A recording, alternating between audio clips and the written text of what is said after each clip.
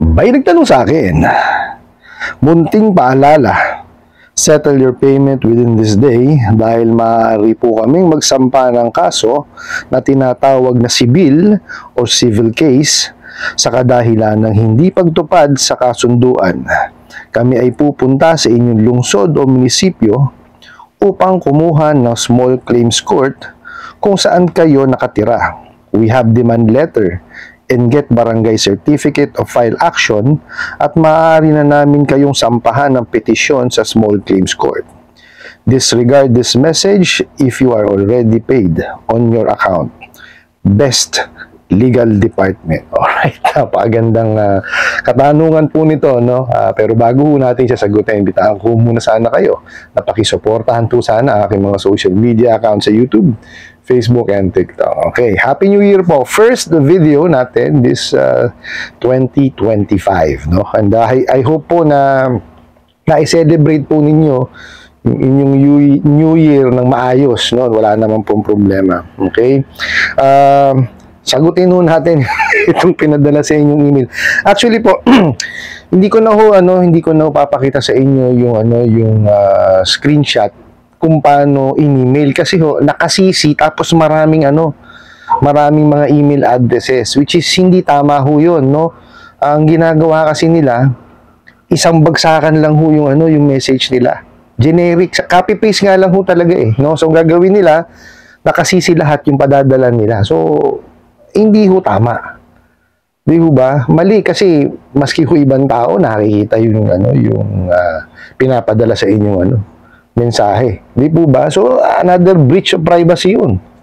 Di ba? And it only shows po hindi sila marunong gumamit ng mga tools of trade nila kagaya sa email. Di ho ba? Hindi ganyan dapat ang pag-i-email. Pagka mag-i-email ka, dapat yan personal. Yung email, may pangalan siya, di ba? Tapos, diretso lang doon sa hindi yung nakasisi sa lahat ng mga kliyente nila. Ano gusto nilang palabasin, di ba? So, yun pa lang, mali na kagad di ba? Tapos, ito pa nakita nyo yung message niya. Hindi kumbaga, dapat to inayos nila Tapos, legal department ang nakalagay. Dun lang sa disclaimer nila, disregard this message if you are already paid on your account. Tama ho ba yung gano'n? Di ba? May mas kaganda pa dun Hindi kasi nila pinoproofread Yun ang masakit sa kanila di ho ba? Tsaka yung the way they construct their messages, hindi ho tama. Di ho ba? Tingnan nyo Settle your payment within this day dahil maaari po kaming magsamba ng kaso at tinatawag na civil or civil case. Wala naman ng problema. Di magsampa sila kamo ng kaso. Pero just make sure po that the whole process po, yung lahat ng proseso, nagawa nila. Hindi po pwede yan na kagaya ho kasi nito, ang due date po ni nung nagpadala is ngayong araw. Nakita nyo, ngayong araw ang due date, tapos may magsasampa na ng small claims. So, anong nagawa nila na proseso? Wala. Di ba? Kasi kailangan muna, sasabihin ko, uulitin ko po, lahat ho ng means, or dapat lahat yan na exhaust na nila. Lahat ng pamamaraan ng paniningil. Okay? Kung isang araw, ngayon pa lang, due date, tas ganyan na sila bumanat, di ba mali? Dapat yan, reminder pa lang. Hindi yung kagaya niyan, tatakutin mo agad ng paganyan. Di ba? Sino-sino ngayon ang sisipagin magbayad kung ganyan, di ba? Civil case, sige, walang problema, sabihin nyo. Magdemanda kayo kung kaya nilang gawin. Di ba? Tapos ito pa. Doon nga daw, sa kadahilan ng hindi pagtupad. Tapos pupunta raw sila sa lungsod ninyo or munisipyo at kukuha ng small claims court. Paano na ho yung court kukunin nyo? Di ba nakita nyo? Mali silang mali yung mga ginagamit nilang salita. Bakit nila kukunin yung small claims court? Di ba? Tsaka ba, alam mo, mali, hindi ako naniniwala na na galing ng legal department. Bakit? Kami ho nagsasampa ng kaso, small claims. Okay? Hindi ho kami nagpupunta doon sa munisipyo. Yung kliyente namin sa home court, hindi. Okay? Doon ho sa ano namin, kung saan naganap yung loan. Doon sa lugar na yon. Diba? Home court namin. Oh. Ganun ho ang pagsasamba ng kaso. Bakit dadalhin mo doon sa lugar? Sira ulo talaga yan eh. Diba? Although, yes, there are two options po sa pagkasampa ng kaso. Okay? Pwede doon kung saan naganap yung utang, okay, doon sa office address nung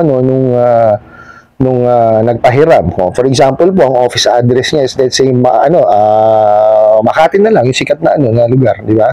Doon sa Makati dapat yan, isasampa yung kaso.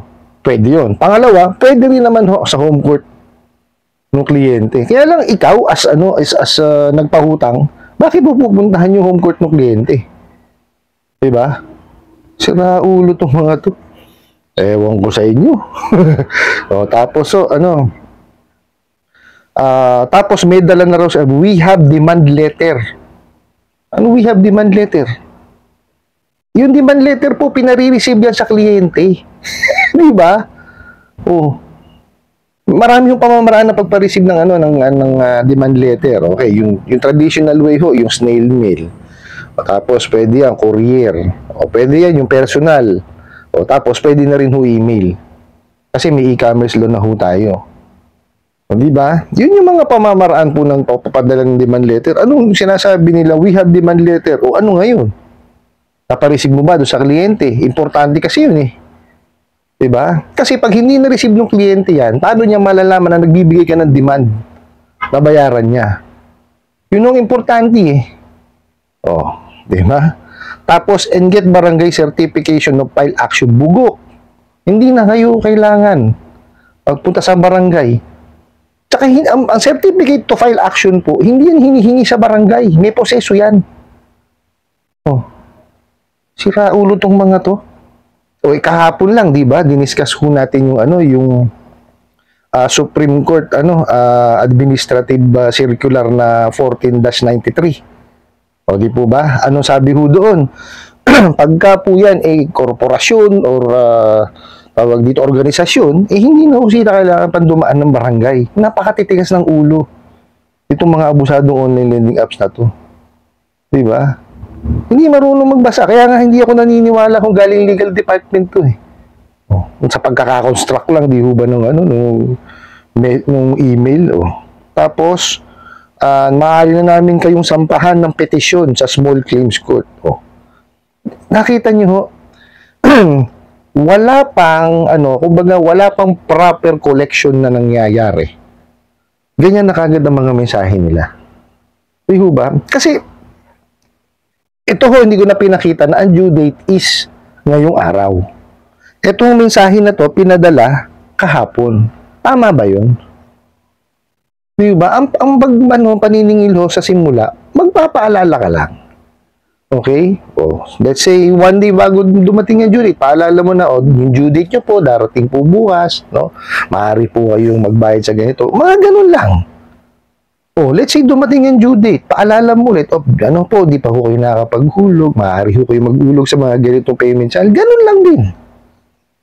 Ngayon, pag lumagpas na siya, tsaka mo siya ngayon, tawagan, di ba? Ano ho ba nangyari, ganito. Hindi yung kagayang-ganyang klase ng mga mensahe. Small claims agad, due date pa lang. Di ba? Actually, one day, prior the due date nga to, kasi pinadala to kahapon eh. Nakanang kamote. Anong klaseng paniningil niya? Bagay, hindi nga kayo pala marunong maningil. Puro kayo bobo eh. Diba? Doon sa nagpadala po nitong mensahe na to, huwag niyo siyang huwag niyo siyang masyadong inti. Kasi hindi naman nila kayang gawin yan. Nakita niyo nga ho, kahapon pinadala sa inyo yung mensahe. Di po ba?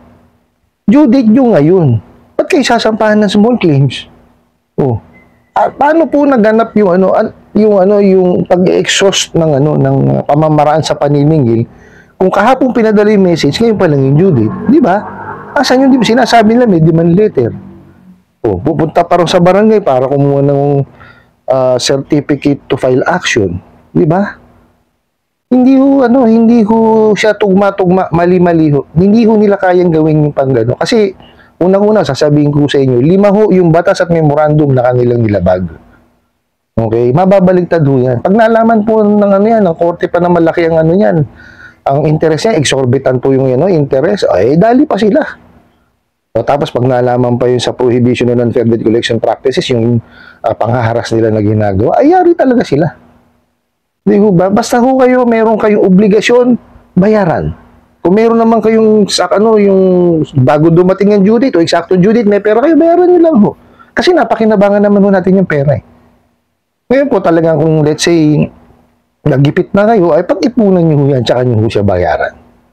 Okay, naintindihan ko naman ho kasi may mga tao talagang dumadaan sa pagsubok, di po ba? Yun naman ho lahat talaga ng tao, may kakayanan anuhin.